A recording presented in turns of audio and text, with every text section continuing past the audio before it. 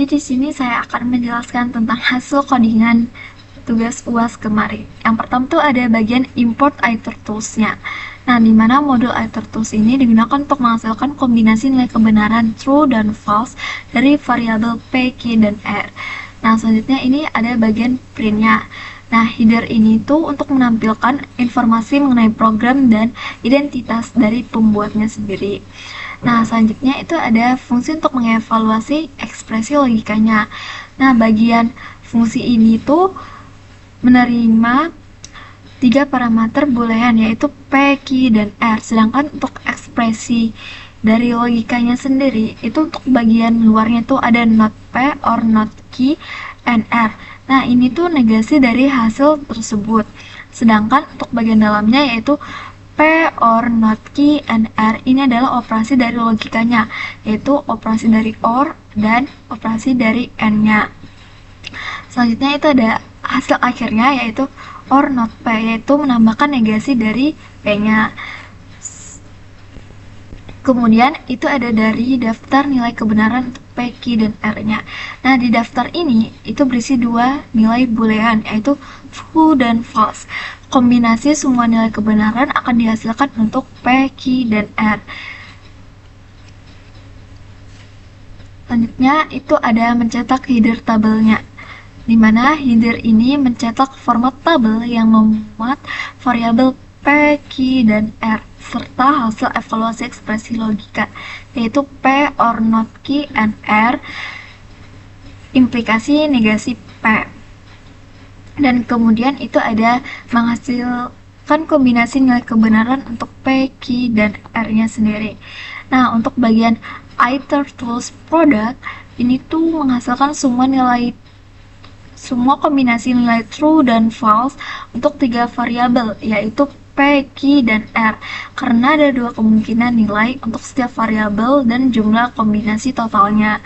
Nah, dari setiap kombinasi nilai ini akan dikirimkan ke fungsi proposisi untuk mengevaluasi ekspresi logikanya sendiri, sehingga hasilnya tuh ekspresi akan dicetak dalam bentuk tabel dan outputnya seperti ini. Jadi penjelasannya itu untuk kolom P, Q, dan R-nya itu menampilkan semua kombinasi nilai true dan false-nya.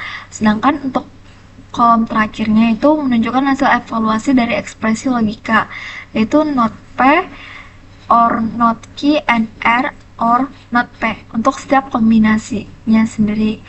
Jadi kesimpulannya yaitu kode ini tuh mengevaluasi ekspresi logika untuk semua kombinasi nilai kebenaran dari P, Q, dan R, kemudian menampilkan hasilnya dalam bentuk tabel.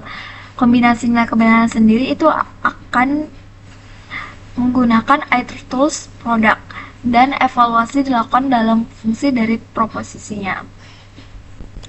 Selanjutnya itu ada jawaban bagian B untuk nomor 1 sendiri, sama seperti jawaban bagian A, bedanya di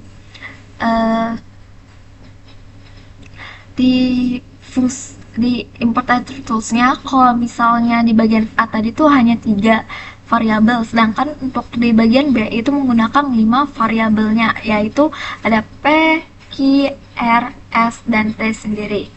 Nah, untuk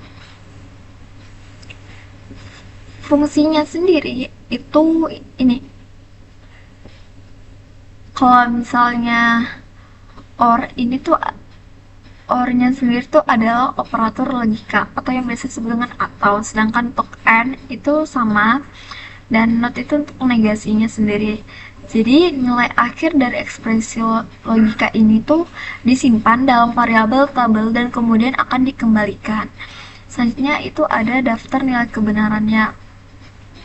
Ini sama, itu nilainya itu akan memuat variabel dari P, Q, R, S, dan T-nya sendiri. Selanjutnya itu ada mencetak header tabelnya. Nah, bagian ini sendiri itu mencetak header tabel yang digunakan untuk menampilkan hasil evaluasi.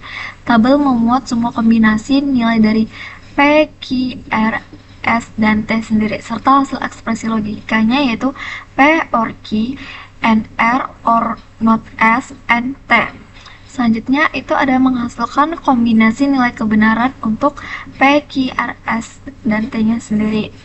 Nah, untuk di sini sendiri, ini fungsi iter tools produknya itu menghasilkan semua kombinasi nilai true dan false untuk variabel dari P, Q, R, S, dan T.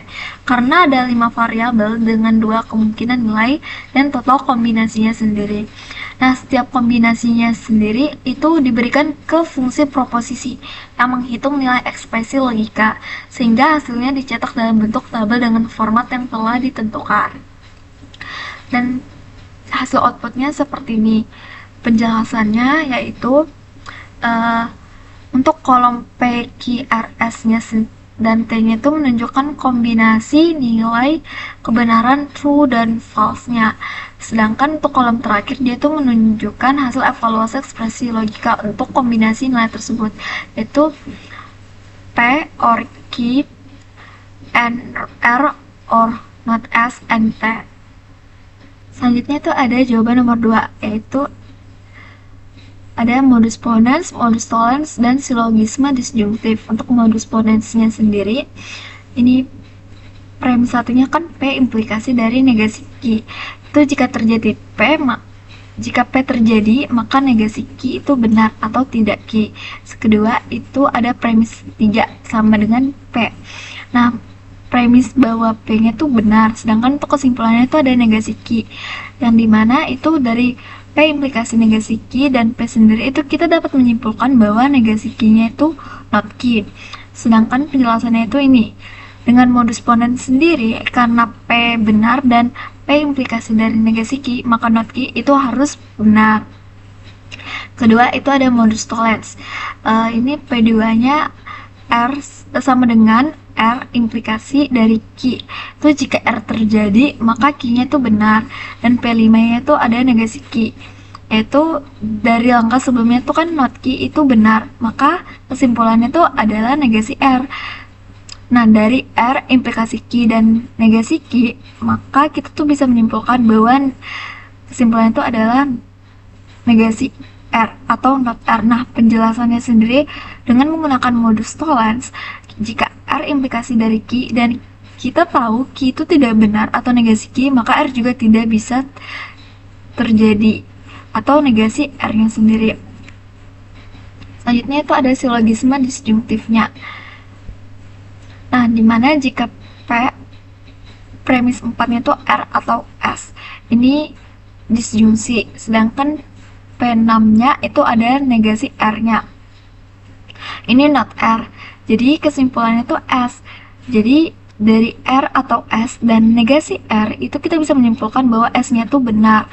Terus untuk penjelasannya sendiri, dengan silogisme disjungtif, jika salah satu komponen disjungsinya R salah, maka komponen lainnya S-nya itu harus benar.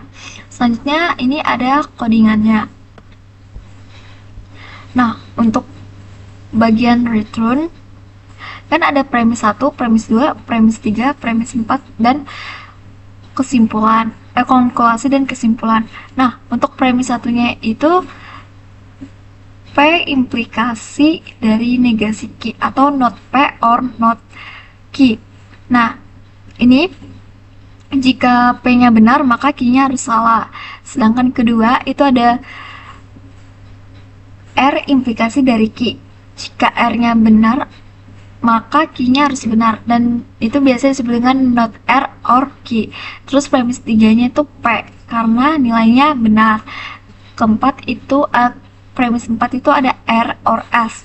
Nah, artinya itu atau R atau S. Sedangkan itu ada konkludasinya. Itu ada S-nya dan kesimpulannya itu hasil akhirnya itu adalah S-nya. Nah, selanjutnya itu ada bagian menghasilkan kombinasi nilai kebenarannya. Di iter tools sendiri itu digunakan untuk membuat semua kemungkinan kombinasi nilai true dan false. Untuk setiap kombinasi itu, yang pertama itu akan diproses melalui fungsi proposisi. Kedua, itu menghitung nilai kesimpulan. Dan yang ketiga itu dicetak di dalam tabel. Untuk output programnya seperti ini. Nah, Program itu akan dihasilkan dalam tabel kebenaran yang memuat semua kombinasi nilai dan serta hasil akhir dari proposisi, yaitu P implikasi dari negasi Q dan R implikasi dari Q dan P dan R atau S implikasi dari S.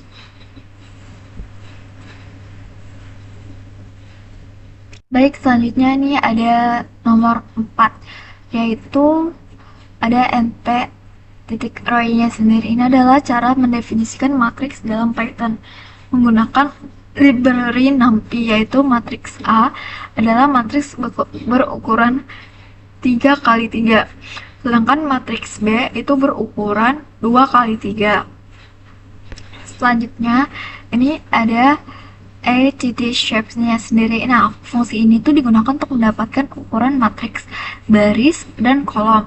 Contohnya tuh nih, A titik shape buka kurung 0 tutup kurung, yaitu mengambil jumlah matriks baris matriks bagian A. A titik shape buka kurung 1 tutup kurung, itu mengambil jumlah kolom matriks bagian A juga. Nah, selanjutnya hal ini berlaku untuk matriks B juga. Selanjutnya itu ada ini bagian if-nya. Nah, kode ini sendiri itu mengecek apakah jumlah kolom matriks A sama dengan jumlah baris matriks bagian B-nya. Nah, jika kondisi ini terpenuhi, maka matriks A itu dapat dikalikan dengan matriks B. Jika tidak terpenuhi, maka perkalian matriks A dan B itu tidak dapat dikalikan. Selanjutnya itu ada fungsi untuk mengeceknya, yaitu ada printf hasilnya. Nah, fungsi ini tuh mengecek kondisi dipanggilnya untuk menjalankan logika di dalamnya. Nah, outputnya sendiri itu akan menampilkan hasil pengecekan apakah matriks A dan B itu dapat dikalikan atau tidak. Nah, untuk outputnya sendiri nih, karena matriks A itu berukuran 3 kali 3, sedangkan matriks B berukuran 2 kali 3, maka hasil outputnya itu matriks A itu tidak dapat dikalikan dengan matriks B. Jadi, seperti itu. Sekian, terima kasih.